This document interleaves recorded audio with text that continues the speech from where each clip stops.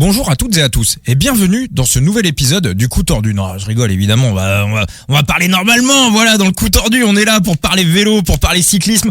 Le Coup Tordu, c'est au-delà, c'est plus qu'un podcast, c'est un endroit où on vient parler vélo, on vient parler cyclisme. Le Coup Tordu, c'est le podcast des passionnés pour les passionnés. Alors, 2 épisodes au programme. On va se faire la grande preview de Paris-Roubaix 2025 que vous allez retrouver dans l'épisode suivant. Et puis là, on va débriefer un petit peu l'actualité vélo. On va parler bien évidemment du Tour du Pays Basque avec la 4e étape qui a lieu ce jeudi 10 avril 2025. La Dream Team du Coup Tordu est dans la place. Monsieur Enzo, alias Phoenix. Ça va mon Phoenix ? Ça va, de retour de vacances. Désolé, j'ai pas été trop disponible dernièrement, mais et là je suis là pour parler d'une des plus belles courses de la saison à venir. Tu sais Enzo, quand t'es pas là, t'es là quand même. Il y a tes previews, on les suit, on les regarde, voilà. Mais j'avais du mal à débloquer du temps en début de soirée pour les podcasts. Mais l'esprit du Phénix est toujours dans le Coup Tordu dans tous les épisodes, et son esprit est là également dans le Coup Tordu dans le podcast. Monsieur Thibaut alias Latib. En forme Thibaut? En forme, là pour parler d'une Flandrienne. Bon, c'est vrai que Enzo ne les aime pas, mais il aime bien Paris-Roubaix, il aime encore plus Paris-Roubaix quand un Italien prétend à une victoire vraiment sérieuse sur les pavés du Nord. Oui, là, Enzo, si Pipo Ganna la remporte, Enzo, tu vas terminer dimanche, vous verrez Enzo en slip dans les rues de Paris. Ah ouais, il terminera en garde à vue. Aussi, ouais, en slip et en garde à vue. On va maintenant crier de Paris jusqu'à Roubaix. Eh ben on va suivre tout ça.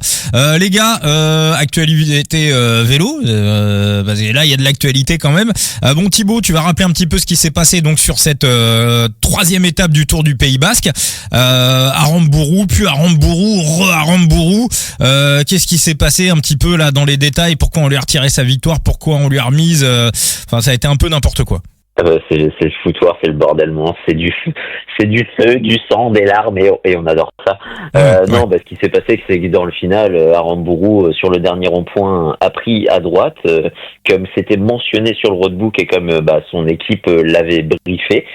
Sauf que en fait, au moment où tu arrives, qu'est-ce qu'il y a? Il y a une barrière, des signaleurs. Il a quand même pris, forcé un peu le passage. Les autres, ses poursuivants, eux, ont suivi la direction que le panneau indiquait, c'est-à-dire de prendre par la gauche, ce qui était ma foi super logique puisque c'était le secteur le plus long à prendre pour prendre ce rond-point. C'était même pas la voie la plus directe. Écoute, grand bien leur en a fait puisque visiblement ils ont pris un peu de retard par rapport à Aramburu, et Aramburu a remporté l'étape. On l'a un temps disqualifié parce que il a forcé un passage qu'il n'aurait pas dû, sauf que entre ce qu'on dit de faire, c'est-à-dire dans le règlement que les coureurs doivent connaître le parcours en amont, et le roadbook te dit tu prends à droite, et quand tu arrives devant les faits, devant le fait accompli, tu dois prendre à gauche. Que faire quand tu es dans une situation de gagne, quand tu es en panique, quand tu es déjà pas trop lucide parce que tu es dans un effort max? Je peux comprendre qu'Aramburu ait forcé un passage qui ne soit pas vraiment naturel, et que ça puisse l'induire en erreur. C'est une faute de l'organisateur. L'organisateur l'a reconnu et a réattribué la victoire à Aramburu. Qu'est-ce que t'en penses toi de tout ça, Enzo? Honnêtement, c'est dur pour les deux. J'imagine qu'à la place d'Aramburu, déjà, quand t'es à plus de 50 à l'heure dans le dernier kilomètre d'une course qui était quand même très compliquée, tu dois plus être très lucide. Et je pense que dans l'oreillette, ça devait lui hurler à droite, à droite, à droite.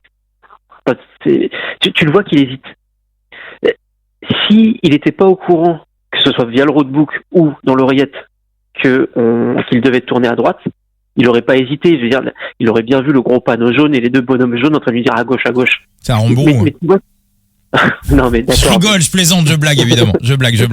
Mais tu sens qu'il y a quand même un petit quart de seconde où qu'est-ce que ces mecs font là alors que c'est à moi d'aller par là. Tu sens qu'il y a un truc. Et il décide d'y aller. Alors, ça reste quand même dangereux. Le mec il est lancé à pleine vitesse. T'as 2 gars qui sont là avec une barrière qui court. Ok, la moitié de la route, mais quand même. Si, imaginons, je sais pas, il y avait eu un incendie, un éboulement, une connerie comme ça de l'autre côté de la route, il arrive à 60 km/h dans un truc qui est pas viable. Enfin, honnêtement, c'est compliqué. Quelle que soit la décision, j'ai du mal à avoir un avis tranché sur la question. Maintenant, il faut se baser sur les règles de l'UCI. Et d'après les règles, c'est lui qui a eu raison. En fait, il y a rien qui peut justifier, j'ai l'impression, légalement, de le déclasser. Ou alors, il aurait fallu qu'en fait les deux ce soient des flics. Voilà, si ça avait été des policiers, ça aurait été un motif. Mais comme c'était certainement des bénévoles qui ne sont pas du tout des policiers, et je pense que c'est là-dessus que Cofidis a joué. Et après, il y a des règles. Tu vois, ne blâme pas le joueur, blâme les règles. Hein. Enfin, c'est comme ça. Il faut des règles. Parfois elles sont mauvaises, parfois elles sont sujettes à interprétation. Là, c'était le cas. Écoute, tant mieux pour lui, même si au final il a pas eu le droit de monter sur le podium. Dommage pour Grégoire qui lui est monté sur le podium, mais au final, un peu pour rien. Moi, là-dedans, je retiens surtout que le seul qui se fait niquer, c'est Ganna. Voilà. Bon. Après, je suis désolé. Le contexte était différent quand même, Enzo, quand il se fait lever sa victoire. Ils auraient dû lui laisser, je suis d'accord avec toi. Non.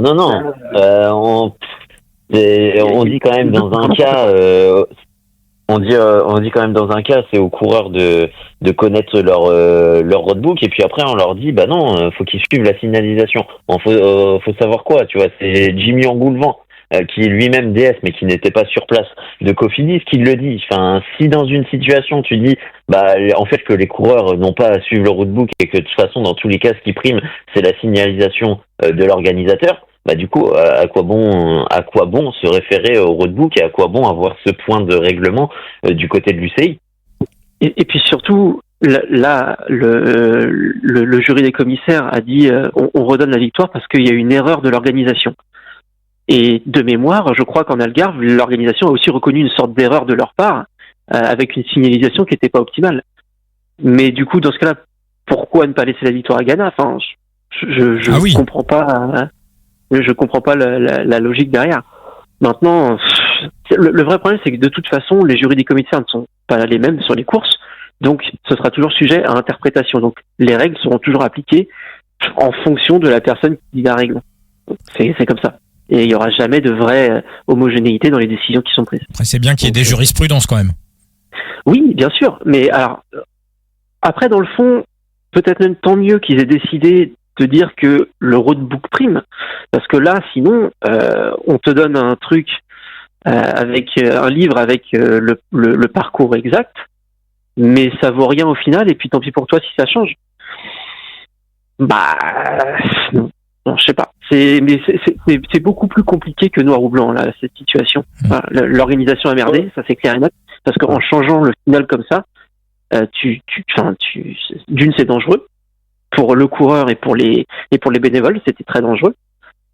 Et c'est pas juste en fait. C'est pas juste parce que du coup, Aramburu, certes, il suit le bon chemin initial, mais se retrouve à parcourir une plus petite distance que les mecs qui suivent le bon chemin après coup. Parce qu'en vrai, dans le rond-point, il gagne 1 seconde. C'est pas énorme, hein, mais de 2 secondes d'avance, il passe à 3 secondes d'avance. Il aurait peut-être gagné. Je remets pas ça en question parce que je pense que derrière, ce serait pas revenu. Je pense qu'il gagnait aussi, ouais. Il voulait juste rentrer sur Almeida. Si Almeida était resté dans la roue d'Aramburu, il aurait peut-être changé quelque chose. Mais vu qu'Almeida était déjà décroché, je pense que ça rentrait pas. Mais au-delà de la finalité, enfin, on peut pas juger que sur la finalité. Tu vois. C'est compliqué. J'ai honnêtement pas d'avis tranché. Je pose la question quand même. Est-ce que ce revirement, on l'aurait opéré dans le sens inverse, c'est-à-dire on échange de place, on met Romain Grégoire à la place et on met Aramburu dans le groupe de chasse qui va chercher la 2e place. Parce qu'on le rappelle quand même, l'organisateur est basque, Aramburu est basque, et au-delà même de la nationalité du coureur qui est vainqueur, on va pas quand même rappeler que Cofidis a quand même pas mal de billes en Espagne et que c'est un sponsor assez majoritaire du côté de grands événements en Espagne. Donc est-ce que dans la situation inverse, on l'opère ? Moi je pose la question, hein. C'est une question ouverte. Romain Grégoire aussi est basque. Il a des origines de Biarritz? Oui, enfin. Non mais je déconne, je raconte de la merde. Non, il est pas basque du tout, je raconte n'importe quoi. Mais non mais ma mais c'est une vraie question, t'as raison. Volontairement provocatrice, mais on peut aussi se poser la question. Ouais, je sais pas, moi j'ai l'impression que si véritablement le fait de jouer à domicile avait avantagé Aramburu, je pense qu'on l'aurait laissé monter sur le podium et la décision aurait été prise plus vite, à mon avis. Je pense aussi. Parce que là, ils l'ont quand même déclaré. Alors, ça a pris un petit peu de temps quand même, mais la première décision était de le déclasser. Au bout d'une dizaine de minutes. Donc, je pense pas qu'il y ait eu un avantage terrain, tu vois. Après, honnêtement, je pense vraiment que c'est juste Cofidis qui est arrivé avec tous les éléments en main pour prouver que, il a fait ce qu'on lui disait de faire à la base et que personne n'avait été prévenu du changement de parcours. Parce qu'en vrai, les DS dans la voiture, je pense qu'ils ont vu le changement de parc. Enfin, ils ont même pas dû le voir à la télé, parce que je sais même pas s'ils doivent pas avoir tous des écrans dans leur voiture. Ça se trouve, c'est Vinokourov qui avait donné le roadbook. Va savoir. Je sais pas. De toute façon, dans tous les cas, ils ont dû dire que c'est prise de tête, parce que le move, honnêtement, d'Aramburu, oui, il y a quand même potentiellement danger. Mais enfin, quand tu étudies le final, quand tu fais un briefing sur la base de ce que tu as vu dans le roadbook, sur la base de ce que et ils le disent même eux-mêmes, sur la base du fichier VeloViewer. Donc ça veut dire que en fait l'étape elle a été tracée par l'organisateur et ça a été envoyé à VeloViewer. Et donc VeloViewer ils fournissent leur fichier aux équipes. Et donc sur la base de leur fichier, tu vois les ronds-points qui sont ouverts des deux côtés, tu vois les ronds-points qui sont ouverts d'un côté. Ça veut dire que ce rond-point, il était ouvert seulement sur la droite. Donc là, sur la base de fichiers officiels transmis par les organisateurs, il y a une erreur. Bien sûr, mais de toute façon, c'est ce que l'orga a dit. Hein. Ils ont reconnu une erreur de leur part. Et du coup, pour ça, ils réaccordent la victoire à Aramburu. Mais c'est aussi, mais tu vois, encore une fois, c'est pas simple parce que c'est ne pas prendre en compte ce qui s'est passé sur le terrain, tu vois, au moment même où ça arrivait. C'est-à-dire que tu avais la route qui était à moitié barrée avec en plus 2 personnes qui lui faisaient des grands signes. Enfin, il passe vraiment dans un endroit, alors il les colle pas non plus. Dans un mouchoir de poche. À 50 km/h, t'as pas une énorme marge de manœuvre non plus, tu vois. Donc je sais pas, c'est, sachez que si c'est arrivé à Ciccone, bien évidemment que la victoire aurait dû lui revenir. Peu importe s'il était premier ou deuxième, aurait dû être pour lui. Là, la question, ce serait après ce tour du Pays Basque ne se jouera pas à la seconde, mais pour le coup, tu vois, il y a des coureurs qui perdent des bonifs, à savoir la 3e place de Joao Almeida qui maintenant est 4e, donc n'a pas de bonif. T'as Sharman qui en remporte un peu plus sur Lipovic et sur Non mais Thibaut, ça va au-delà de ça. Oui. Non mais bien au-delà. Imagine, en fin d'année, Cofidis se maintient en World Tour pour 50 points, les 50 points UCI de la victoire d'Aramburu aujourd'hui. Imagine. Non mais il y a toujours, c'est pas impossible, y a toujours des petits comptes. Hein. Non mais il y a toujours des petits comptes à faire dans chaque décision, chaque mauvaise décision, chaque bonne décision qui a été prise. Chaque alignement d'équipe sur les grands tours et notamment avec les invitations supplémentaires et les choix qui sont faits. On en a parlé avec la Cairn, donc on va en parler là. Donc forcément il y a matière à débat. Bon, même si je pense que ça se jouera pas à 50 points, même si je pense que le GC ne se jouera pas à 1 ou 2 secondes près, mais quand même, si jamais ça arrive et il y a un monde où ça peut arriver, il y aura matière à débattre sur ces différents revirements de situation. Et ben justement, on va débattre. On est bien huilé au niveau des transitions, on les prépare même pas et ça coule tout seul.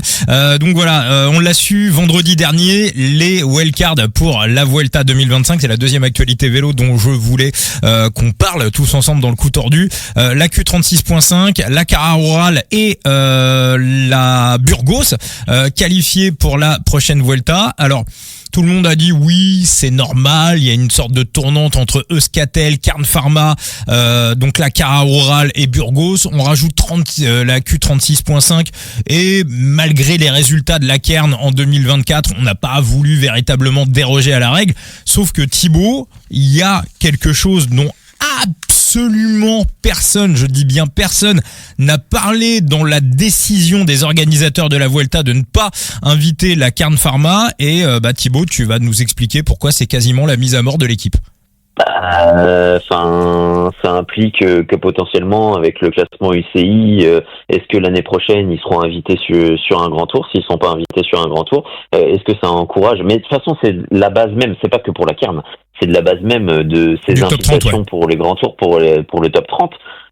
Si t'es pas dans le top 30, t'as pas d'invitation pour un grand tour. Un grand tour avec cette tournante du côté des équipes espagnoles, ça reste intéressant pour un sponsor d'investir. Mais si t'es pas dans le top 30, t'as pas ton invitation. Est-ce qu'un sponsor a un intérêt à investir et à te maintenir une équipe, et là on va parler des Conti espagnols, encore à flot? Pas forcément. Parce que t'as plus cette vitrine publicitaire suffisante et cette vitrine nationale qui est le Tour d'Espagne. Donc c'est une petite mort annoncée, et au-delà de ça, sportivement c'est quand même assez dégueulasse. Alors oui, il y a une tournante, c'est bien pour les petites équipes, mais bon, quand sportivement tu vas remporter 3 étapes, que par rapport à la Burgos, et j'ai rien contre la Burgos, sur les années 2024.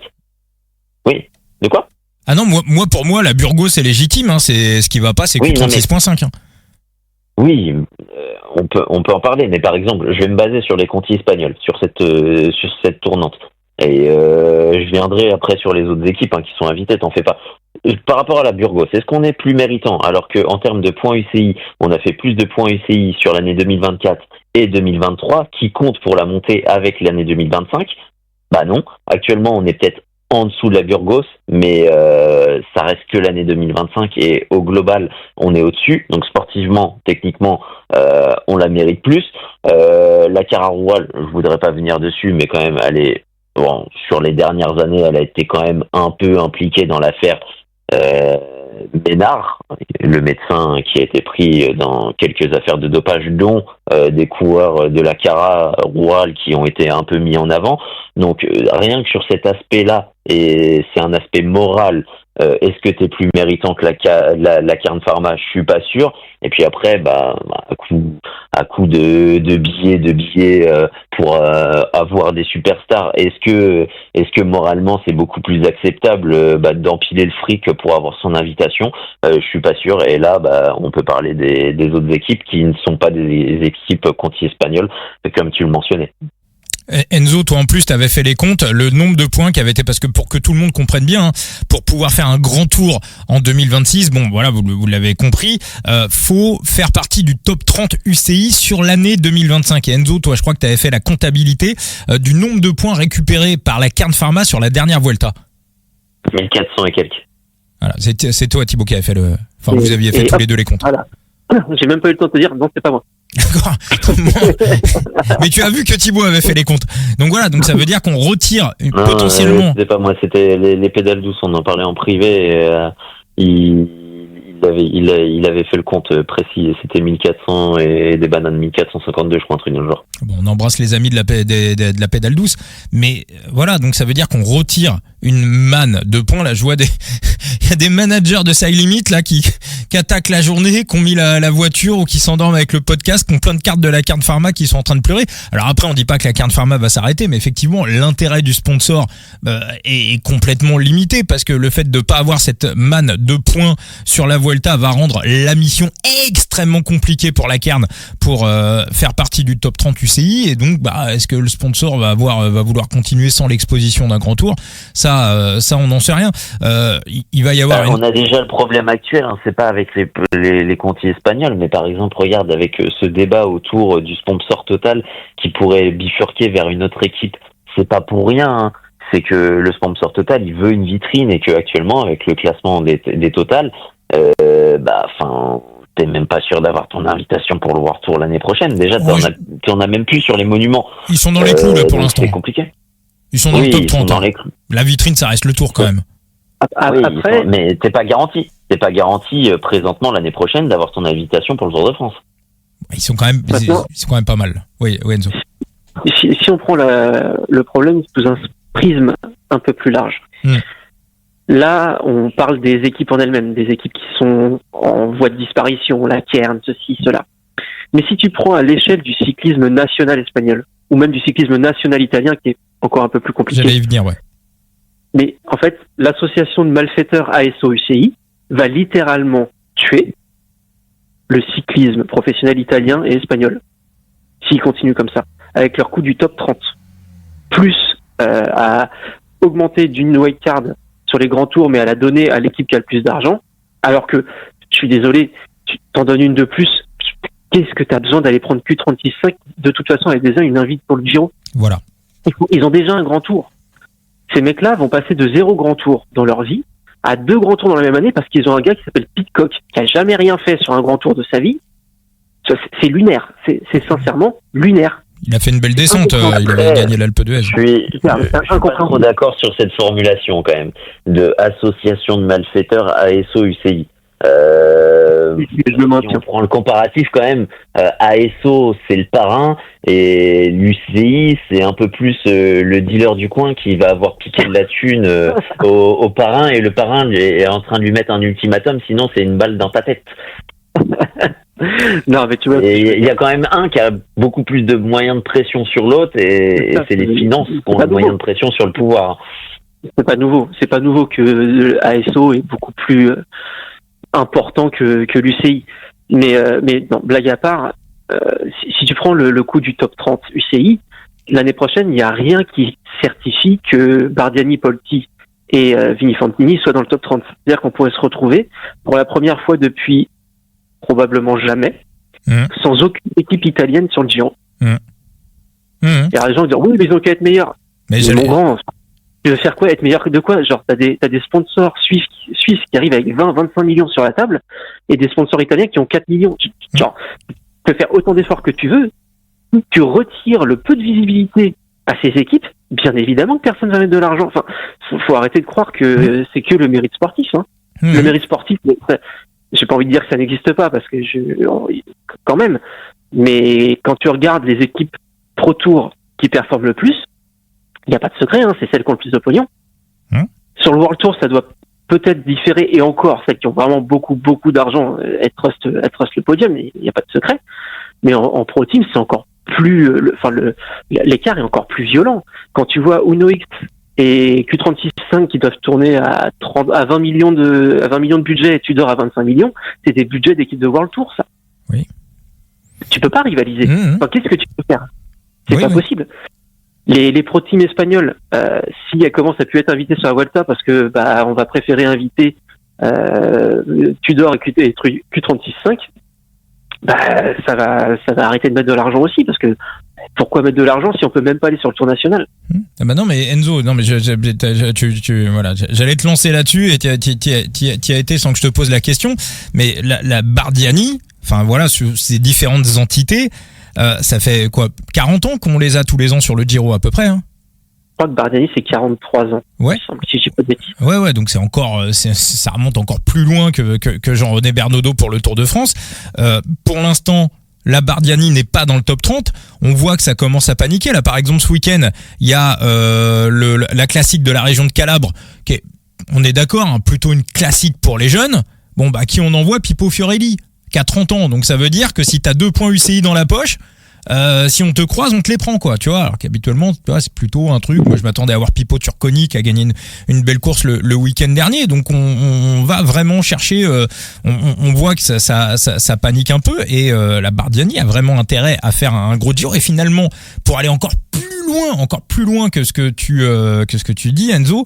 Finalement, est-ce que ce top 30 UCI, est-ce que la finalité du fin fond de la finalité, est-ce que c'est pas l'idée, est-ce que c'est pas de tuer dans l'œuf le projet One Cycling pour dire ok les gars, on va faire croquer ceux qui ont du pognon, et puis les autres on va les mettre à la marge? Mais c'est ça. Enfin, en fait, au final, quelle est la différence entre l'idée de Plugue et ce que veut faire l'UCI? Ouais. À part juste avoir les gros sur les plus grosses courses. C'est quoi la différence? Il y en a pas beaucoup. Si, ils vont faire croquer 5 petites équipes qui arriveront à se sortir un petit peu la tête de l'eau. Mais je veux dire, c'est comme l'idée de la Super League dans le football, là, ce qu'ils ont fait au final. Donc, et on en verra les conséquences. On les verra pas dès l'année prochaine, mais à terme, on verra les conséquences sur des pays comme la Belgique ou la France. Ça se verra moins parce qu'il y a des équipes qui sont quand même bien implantées dans le World Tour et solides, hein, qui ont les reins bien solides. L'Italie n'a plus d'équipe pour le Tour depuis 2017, 16, je sais plus quand est-ce qu'ils avaient racheté. Depuis qu'ils ont racheté la Lamprey, ouais. Depuis qu'ils ont racheté la Lamprey. Pour l'Espagne, t'as Movistar qui fait de la résistance, et puis bon, ils ont pas de raison. Je vois pas dans quel monde ils descendraient un jour du niveau World Tour, mais c'est maigre, c'est très très maigre. Et tu vois que le déclin du cyclisme italien est quand même en partie lié à la disparition de ces équipes World Tour. Il y a encore 20 ans, l'Italie était au sommet du cyclisme mondial, et t'avais je sais plus combien d'équipes professionnelles en première division qui s'appelait pas encore le World Tour, mais en première division qui était italienne. Et depuis, c'est juste le déclin est amorcé, et ça continue, ça ne s'arrêtera pas. Ça s'arrêtera pas, et c'est pas du tout aidé par les décisions prises par l'UCI. Thibaut, un truc à rajouter avant qu'on passe au Pays Basque? Est-ce que du coup, pour la survie de ces petites équipes, est-ce qu'après on militera pas pour soit un revirement de la règle, ce qui serait ma foi bienvenu à mon avis, soit militer du côté des organisateurs pour établir une équipe nationale du Grand Tour organisateur, je sais pas. La 23e équipe. C'est pas con. C'est pas con. C'est pas con. C'est pas con du tout. Le Tour de France, on va le mettre à part. Je veux dire, c'est une machine tellement énorme que ça dépasse le cadre national. Donc il y aura jamais de problème. Mais la Vuelta et le Giro, ça mériterait de se pencher dessus, mais je pense qu'il y a des études qui ont dû être faites. Si tu enlèves les coureurs nationaux, je pense que l'impact au niveau des téléspectateurs est vraiment beaucoup moindre. Donc c'est pas un Pidcock qui va faire d'un seul coup que les gens vont regarder plus la Vuelta. Par contre, si tu mets Carne Pharma avec un Béradé ou truc comme ça, peut-être, je pense que ça attirerait plus d'Espagnols qui voudraient regarder la course.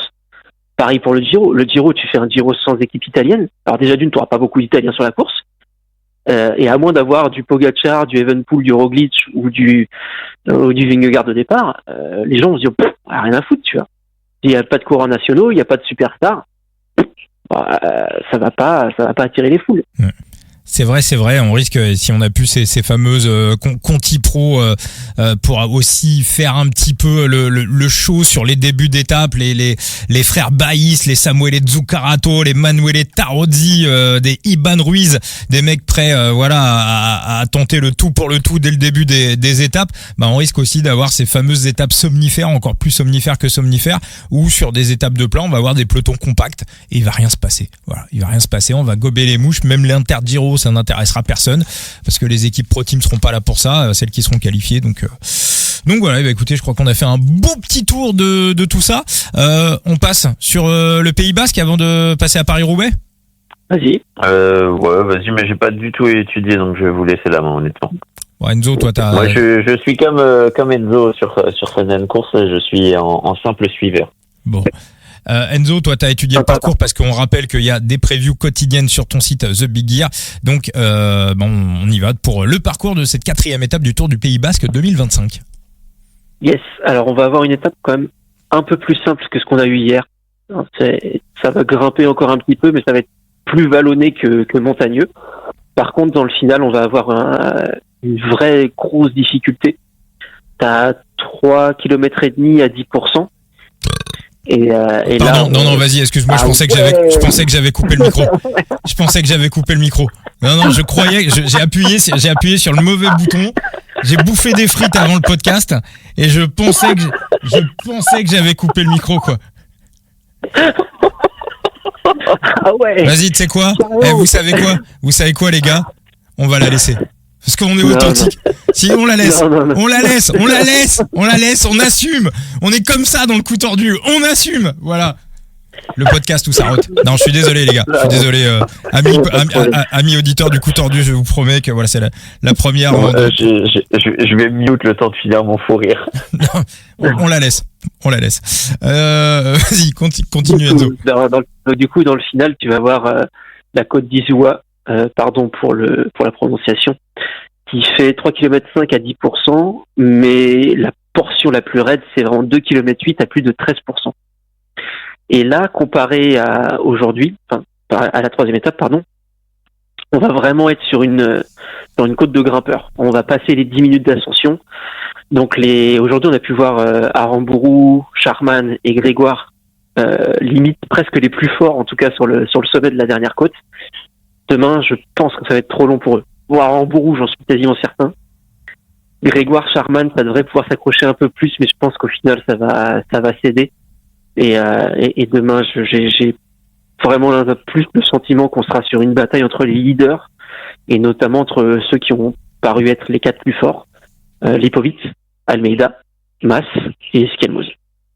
Est-ce que la descente est technique?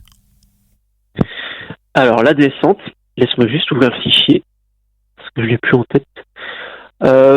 Quelques portions qui vont être assez techniques. C'est assez ondulant, en fait. On a vu plus technique, mais après ça reste le Pays Basque. On sait comment ça peut être parfois. Donc, par exemple, si Almeida s'isole au sommet, je pense qu'il est revu dans la descente, si c'est la question. Il lui faut combien? Ah non, mais il lui faut beaucoup. Enfin, c'est 7 km de descente. Je pense qu'il lui faudrait un bon paquet de secondes. Par contre, si ça bascule dans les roues, je pense pas que ce soit technique au point d'être décroché non plus.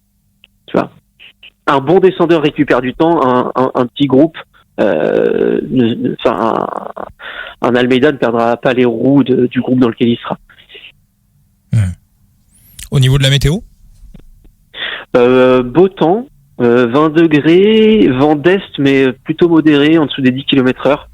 Ça devrait pas avoir une grosse influence, même si le vent sera défavorable dans l'ascension, quand les pourcentages à plus de 10%, c'est un peu sauf qui peut, donc ça va pas influer énormément. Et par contre, les 2 derniers kilomètres, qui seront plats jusqu'à la ligne, t'auras vent d'eau. Alors, on va essayer d'analyser un petit peu stratégiquement ce qui s'est passé sur la 3e étape, et pour moi il y a un fait qui est totalement intéressant. Alors c'est vrai que c'était ultra dur même Charman à l'arrivée de l'étape, il a dit qu'il ne s'attendait pas du tout à ce qui s'est passé aujourd'hui sur cette 3e étape, donc c'est vraiment stratégiquement, elle était vraiment très compliquée à analyser, je dirais. Je peux revenir 2 petites secondes. Vas-y Thibaut. Ouais. Parce que c'est ce que je te disais en privé. Et voilà, j'allais venir là-dessus. Ce que tu as dit, par rapport à ce que tu as dit dans ton podcast que j'ai écouté à la débauche du boulot, c'est que tu peux faire tout le travail du monde que tu veux d'analyse. C'est les coureurs qui font la course. Et honnêtement, voir le scénario qu'on a vu aujourd'hui, bien malin est celui qui l'aurait anticipé. Donc, honnêtement, cette étape d'aujourd'hui est super intéressante parce que du coup, l'étape de demain, est-ce qu'elle va se produire sous le même auspice et sous les mêmes offensives? C'est ça qui peut être intéressant. Moi, ce que je trouve intéressant, voilà, je dirais exactement ce que t'as dit, Thibaut, on est aligné. Moi, ce que je trouve intéressant sur cette étape 3, en fait, pourquoi, moi, l'une des raisons pour laquelle ça s'est décanté, on va dire assez tôt, c'est qu'on voit quand même quelque chose d'assez nouveau dans le cyclisme, qui n'existait pas il y a encore 3-4 ans. On arrivait avec 1 ou 2 leaders et que des équipiers, ce qui fait que l'entassement au sommet de l'argent, des grandes stars, des leaders, parce que chez UAE il y a plein de mecs qui pourraient être leaders dans plein d'équipes, fait que maintenant on se retrouve au début de certaines courses avec plusieurs leaders. J'en parlais hier dans le podcast. Chez les UAE, on avait quand même Almeida, Del Toro, McNulty, même Soler ou Arrieta, ça marche bien, mais on avait sur le départ à minimum 3 leaders. Encore plus impressionnant pour moi, la Red Bull Bora avec Lipovic, Dan Felipe Martinez, Vlasov, Van Gils, même Adria ou Fischer Black, c'est pas non plus complètement délirant. Donc pour les DS, c'est assez compliqué le matin dans le bus de définir une hiérarchie. Donc on a trouvé un truc en fait, et c'est ce qu'on a vu aujourd'hui, c'est de dire aux mecs, est-ce qu'on a déjà vu plusieurs fois avec les UAE, notamment sur le Tour de la Communauté de Valence qui a été remporté par Pavel Sivakov, c'est qu'en gros, il n'y a pas une hiérarchie définie à l'avance, et en gros chacun a son bout d'étape, c'est-à-dire qu'en gros toi tu vas avoir le droit d'attaquer en début de course, de durcir la course, on laisse les autres travailler, si t'es revu ça va être à ton tour d'attaquer, etc. et à la fin il y a un dernier mec qui doit faire le travail, et aujourd'hui c'était Joao Almeida, et on voit ce qui se passe. C'est un peu comme ça, qu'on arrive avec 3, 4, 5 leaders. Quelqu'un allait dire un truc. Enzo. Ouais, non, t'entendre parler de Red Bull, ça me donne envie de rebondir sur un truc. En l'état actuel des choses, je vois pas comment Martinez est aligné sur le Giro. Alors, j'ai pas vu. Il a pris une contrôle aujourd'hui, Non, quoi. on en parle. Je crois que c'était avec toi qu'on en parlait, hein, sur le fait que peut-être, j'imaginais plutôt Pellizzari prendre une place pour le Giro, alors qu'à la base il était remplaçant parce que Martinez reprenait tout juste la compète. Là, sur une étape comme aujourd'hui, un Martinez en forme, il est devant et il finit pas à un quart d'heure. Et puis je crois pas l'avoir vu beaucoup rouler ou beaucoup travailler. Non, je l'ai pas vu. Ah oui, Vlasov a taffé, mais Martinez, on l'a pas vu. Oui. Mais non, Vlasov il finit à 5 minutes parce qu'il s'est tué la santé pour essayer d'augmenter l'écart avec le groupe Almeida. Mais Martinez, je pense que ça a sauté très très vite et c'est un peu inquiétant quand même. Mais il y a quand même eu un paquet de mecs forts qu'on finit mais ultra loin, quoi. Marc Hirschi termine dans les derniers de l'étape alors que c'était quand même une belle étape pour lui. Ben Illy, c'était mon prono, le mec est arrivé aux interviews ce matin, sourire aux lèvres, tout va bien. C'est une belle opportunité. Le mec prend un tir mais monumental. Je parlais de Beltulette qui volait sur la copie Bartali et sur les courses italiennes. Rien du tout. Johnny Aguirre, Pello Bilbao, il y en a plein qu'on lâché très tôt dans l'étape. Est-ce qu'il s'est passé un truc juste avant la prise d'antenne ou pas? Parce que, honnêtement, quand tu vois comment, alors ok, ça attaquait, mais quand tu vois qu'un Bilbao pète très vite, Izagirre aussi, c'est bizarre, tu vois. Enfin, est-ce qu'il n'y a pas eu une chute ou Bilbao, c'est l'objectif de sa saison. Ah bah là, à 16 minutes de retard, je pense que c'est compliqué maintenant. Voilà. Alors, après, est-ce que sur cette étape numéro 4, est-ce qu'on va pas justement avoir un groupe de mecs un peu revanchards comme ça? Possible. Qui va tenter la blague dès le départ. Le terrain s'y prête un peu moins quand même. Ça va grimper, mais on va pas être non plus sur le départ. On est plus sur du faux plat montant que sur de la grimpette. Hein. Après, tu vas avoir au 40e kilomètre, tu vas avoir 9 bornes à moins de 4%. On n'est pas non plus sur le truc pur grimpeur. T'as un petit enchaînement de 4 difficultés au milieu de parcours un peu compliqué, mais après, t'as 60 bornes quasiment 50-60 bornes de plaine, quoi. Enfin, c'est le terrain, pour moi, s'y prête pas vraiment. En tout cas, pour les grimpeurs qui ont perdu du temps aujourd'hui. Comment tu la scénarises, toi, Thibaut, cette 4e étape? Bon, je pense assez verrouillé quand même. Le fait est qu'elle est partie un peu en couille, mais elle est partie un peu en couille aujourd'hui avec les Emiratis. Et maintenant que les Emiratis n'ont plus d'options tactiques, hormis miser sur Joao Almeida, ça va peut-être un peu plus rouler pour le Portugais, donc peut-être un peu plus verrouiller la course. C'est une équipe qui a les armes pour le faire, donc je vois pas pourquoi elle ne le ferait pas. Je suis assez d'accord. Ouais, je suis d'accord. Et puis Almeida, honnêtement, aujourd'hui, c'était peut-être le deuxième plus fort. Lipovic, ça m'a beaucoup impressionné quand même. Alors lui, il lui manque du punch, par contre. C'est une grosse bête à rouler, mais il manque un petit peu de ce truc qui peut lui permettre de décoller un peu les roues. Mais Almeida et lui, c'était ceux qui m'ont le plus impressionné. Et je suis désolé, mais j'arrive pas à comprendre depuis le début de la saison pourquoi ça roule pas dès le départ pour Almeida. Je ne comprends pas. Ah bah moi je vais t'expliquer. Moi. Je ne comprends pas. Ah mais moi je vais te le dire, Enzo. Non mais des batailles d'ego, j'imagine. Mais... Ah bah oui. Non mais c'est un truc qui est pas nouveau. Hein. Mais ils se rendent pas compte à quel point Almeida est plus fort qu'eux. Enfin, ah oui. Almeida est plus fort qu'eux. Il n'y a pas de question à se poser. Bien sûr. Non mais tu prêches un convaincu, mais Almeida, je pense qu'il y a un problème de caractère. On l'a déjà vu à plusieurs reprises, notamment sur le Giro où il avait fini 3e derrière Roglic et Geraint Thomas.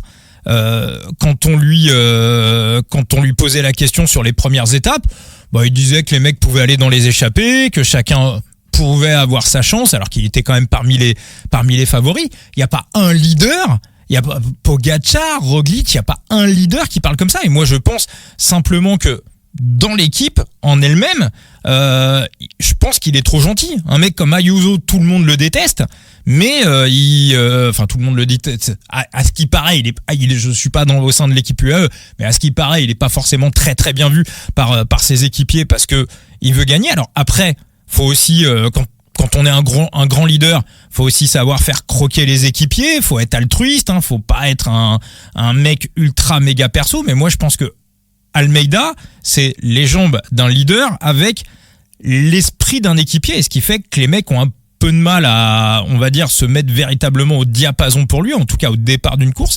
Alors peut-être qu'à l'entraînement, j'en sais rien, peut-être qu'il prend des tôles à l'entraînement et qu'il est meilleur en course, je sais pas. J'ai pas l'explication, mais en tout cas, oui, je suis assez d'accord avec vous deux. Là, ils ont pas d'autre chose à faire que de rouler pour lui, essayer de remporter la course et le classement général avec lui. Là, il y a pas d'autre. Ah non. Et la situation aujourd'hui où tu as McNulty qui roule, plus, 50 bornes de l'arrivée, un truc comme ça. Il roule fort, hein. Il roule très fort. T'as Almeida juste derrière, et d'un seul coup, t'as Soler qui attaque. Tu dis, mais qu'est-ce que tu fous, mec? Pourquoi tu fais ça? Il attaque, il prend quelques secondes, il emmène Rochas et Berthet, il se fait sauter le caisson par Berthet, et il finit à un quart d'heure. Et Soler finit à un quart d'heure. Il a été absolument inutile. Et à un moment, on a Almeida qui a quand même failli tout perdre parce que il est isolé avec un groupe qui part en contre. Alors, et puis Del Toro qui se retrouve devant jusqu'au sprint intermédiaire et qui se relève après. Peut-être que la seconde du sprint intermédiaire était très importante par rapport aux 30 secondes de retard que son leader avait, je sais pas. Mais leur course a été incompréhensible, et le fait que Almeida fasse 4e de l'étape, honnêtement, c'est un petit miracle. Pas par son niveau, mais par l'intelligence tactique de son équipe, c'est un petit miracle.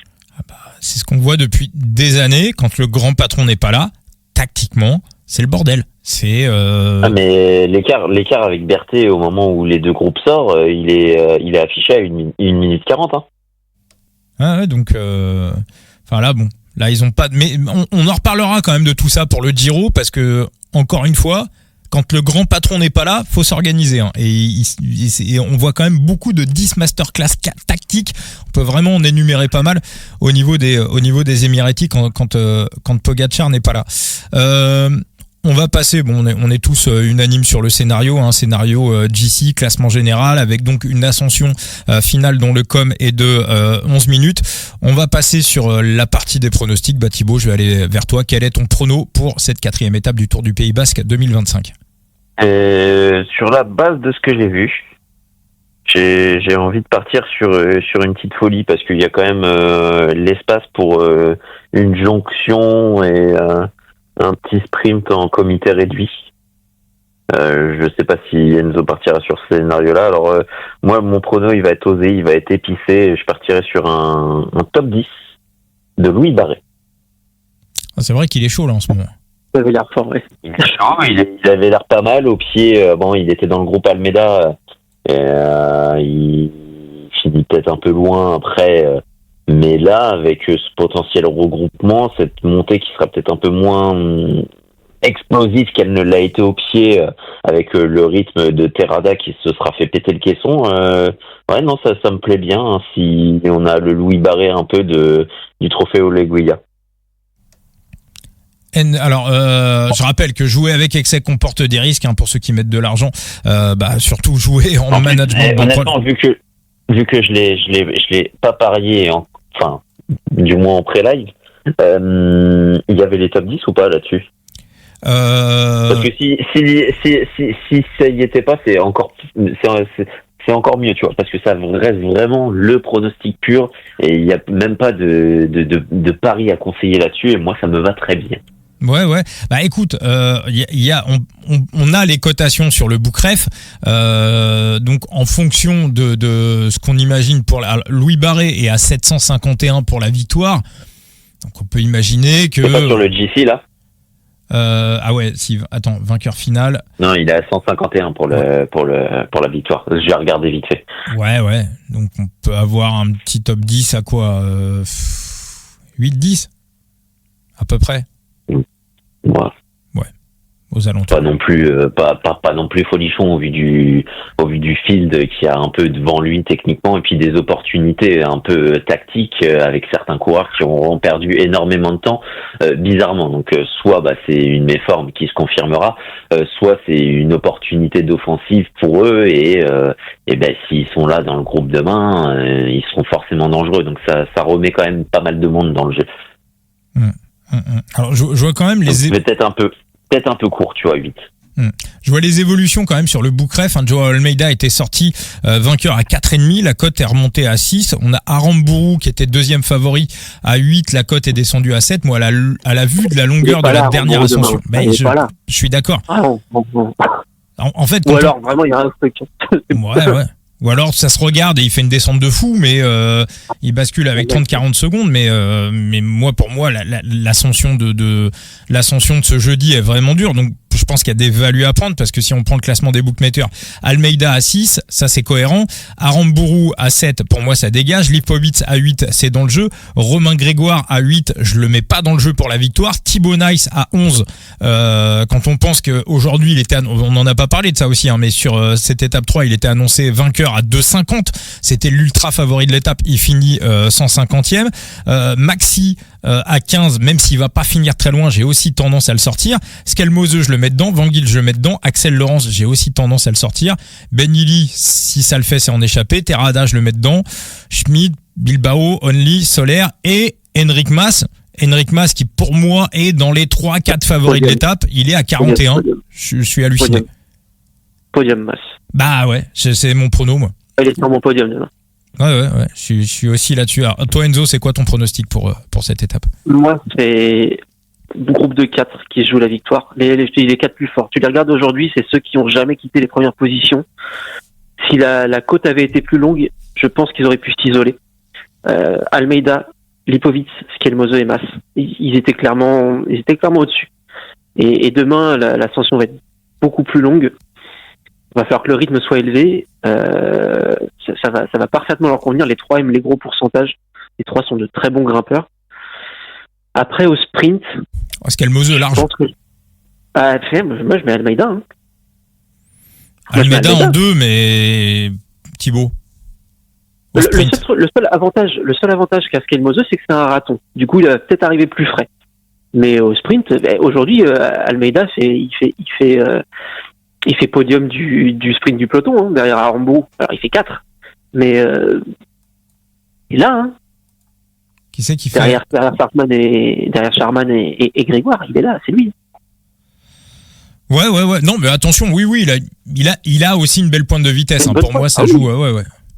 Mais après, dans l'idée, je suis d'accord. Pour moi, ça se jouera entre Skelmose et Almeida, mais je partirai sur Almeida. Et en 3e position, je mettrai Mas. Parce que Lipovic, c'est pas un mec qui me frappe comme étant rapide, et surtout, je pense qu'il est un peu trop généreux dans l'effort. Enfin, si ça joue un peu tactique et tout, s'il y a des tentatives d'attaque, je pense que c'est lui qui va rouler. Enfin, tu le vois aujourd'hui, hein, même loin de l'arrivée, c'est lui qui hésitait pas à rouler pour revenir sur les groupes devant.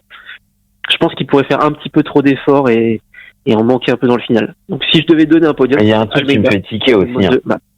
Vas-y Thibaut. Il y a un truc qui me fait tiquer pour Lipovic. Après, ça dépend de l'aspect tactique des Red Bull. Mais honnêtement, la montée finale, elle convient bien à Vlasov. Hein. Elle convient très bien à Vlasov, ouais. Ouais, mais Vlasov qui sort, qui prend un peu d'avance. Est-ce qu'il peut pas aller au bout? Moi, je pense, Thibaut. Parce qu'il sera pas marqué. Hein. Moi, je pense que l'objectif de l'étape de demain pour les UAE et pour les Red Bull Bora, c'est d'élaguer un peu le classement général avant la 6e étape. En gros, ça veut dire que Charman, il faut le foutre dehors. Voilà. Je pense que ça va être l'objectif. Et ensuite, aller se disputer la victoire d'étape, les bonifications, mais le classement général est pas vraiment encore élagué. Je pense que là, pour ces 2 équipes, l'objectif est clair. Ouais, c'est en gros se retrouver avec 3 adversaires chacun plutôt qu'avec 7. Voilà. Je pense, hein, parce que sinon l'étape de samedi, c'est la dernière étape, elle sera trop difficile à contrôler. Parce que c'est elle sera impossible à contrôler. Voilà, on sait, c'est une étape où on peut faire des coups tactiques, on peut tenter des sauts de puce. Donc c'est pour ça que je suis sur un scénario GC. À mon avis, la Soudal va laisser partir.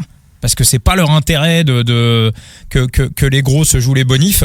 Mais en revanche, UAE, Red Bull et la Movistar, ça va aussi rouler pour voilà, vraiment se retrouver à 3 ou 4 pour jouer le podium. Je suis exactement sur le même scénario, Enzo.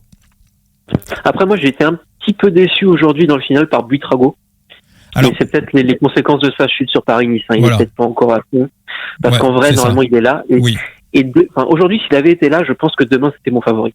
Ouais, ils ont communiqué dessus. Hein. Moi, c'était mon match-up sur cette étape, bon, qui est pas passé parce que j'avais mis Ben Tulette devant lui, et Tulette, ça a été autant Buitrago est à peu près à la place à laquelle je m'attendais, autant Ben Tulette, c'est le pic de forme semble être passé. Ouais. Il est là pour se faire une condition. Une condition. Il est là pour se faire une condition, ouais. Bah ouais, enfin il sort de la copie Ah ouais, Buitrago, oui, voilà, ouais c'est ça. Ouais. Il revient et c'était Bilbao qui était censé être le leader. Et donc voilà, mais je me demande si des coureurs ont pas pris un coup de chaud aussi, parce que c'est vraiment les premières chaleurs, c'est vraiment très bizarre quand même, hein, tous ces gros leaders qui ont pris une tôle, c'est chelou. C'est pas la canicule non plus quand même aujourd'hui. Ouais, mais il suffit qu'on ait gagné quelques degrés, que ça soit vraiment les premiers efforts, tu vois. Ouais, je sais pas. Honnêtement, si on avait passé les 30 degrés, je veux bien. Hein. Ouais. Mais c'est vraiment curieux. C'est vraiment ouais, mais on n'a pas vu l'étape en entier, donc honnêtement, on sait pas comment ça s'est passé. Est-ce qu'il y a juste une cassure qui s'est faite très tôt et du coup, il y avait pas d'équipiers pour ramener dessus. Aucun des leaders piégés a voulu rerouler, genre Izagirre et Bilbao, et puis au final, ça fait 1 minute, 2 minutes, puis 15. C'est bizarre. J'ai vu que sur Pro Cycling Stats, il y avait pas mal de cassures en début d'étape. Il y a des gros groupes qui sont partis. Je sais pas. Moi, je vais vous donner donc mes pronos pour cette étape. Alors, Almeida, la victoire à 6. C'est quelque chose qui me plaît bien. Après, le problème, c'est couvrir avec du top 3. Bah, à mon avis, le top 3, il va être aux alentours de 2,50. Ça paraît quand même, le top 3 paraît quand même assez safe. Même si, bien évidemment, il y a rien de safe. Mais voilà, on peut être sur victoire d'Almeida 6. S'il y a du top 3 à 2,50, je rajouterai probablement du top 3 à 2,50. Il va y avoir de la victoire de Skelmose à 17 avec du top 3 aussi dans l'histoire, probablement. Et je suis d'accord, hein, je vais aussi rajouter Enric Mas. Pour moi, la value, elle est colossale. Alors, le voir gagner à 41, faudrait que ça se attention, hein. Après Enric Mas, il peut aussi avoir son petit sprint. Je le vois pas dans un groupe le battre, voir battre Almeida et Skelmose. Alors vraiment que ça se regarde entre tous. Mais j'ai presque. C'est ce qui me fait peur. C'est ce qui me fait peur après cette montée, qui se regarde un peu trop. Après, ouais, c'est vrai que derrière ça peut revenir si ça se regarde. Après, j'ai envie de dire, Enric Mas vainqueur à 41. Je pense qu'on peut avoir un podium, pas un podium, un top 10. Peut-être avoir un top 3, on va dire, à 8-9. Donc ça veut dire qu'on peut avoir un top 10 à 2,50. Pour moi, un top 10 d'Enric Mas sur cette étape-là, s'il est à plus de 2, c'est le vrai bon jeu. Hein. Même à 1,80, 1,90, c'est pour moi ultra bon à prendre, quoi.